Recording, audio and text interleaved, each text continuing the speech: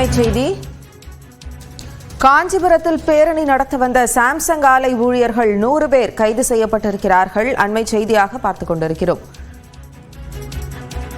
கூடுதல் விவரங்களோடு செய்தியாளர் சந்திரசேகர் நம்மோடு இணைப்பில் இருக்கிறார். சந்திரசேகர், எதற்காக இந்த பேரணி நடத்துவதற்கு அந்த ஊழியர்கள் முற்பட்டார்கள்? என்ன விவரம்?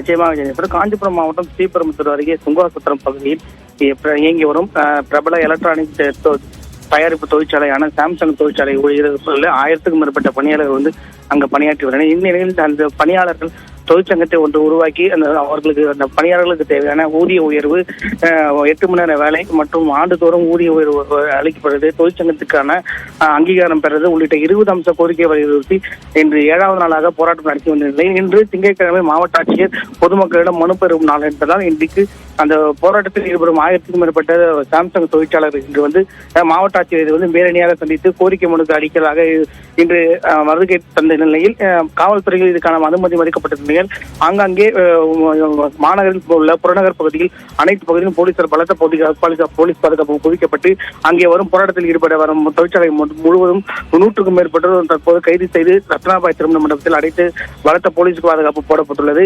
ஏற்கனவே 3 முறை நடந்த பேச்சுவார்த்தை தோல்வி நிலையில் இன்று மாவட்ட ஆட்சியர் சந்தித்து பேரணியாக முற்பட்ட 1000க்கும் மேற்பட்ட தொழிலாளர்களில் 100 பேர் தற்போது கைது செய்யப்பட்டு திருமண மண்டபத்தில் அடைப்பட்டது ஒரு பரபரப்பு ஏற்பட்டுள்ளது.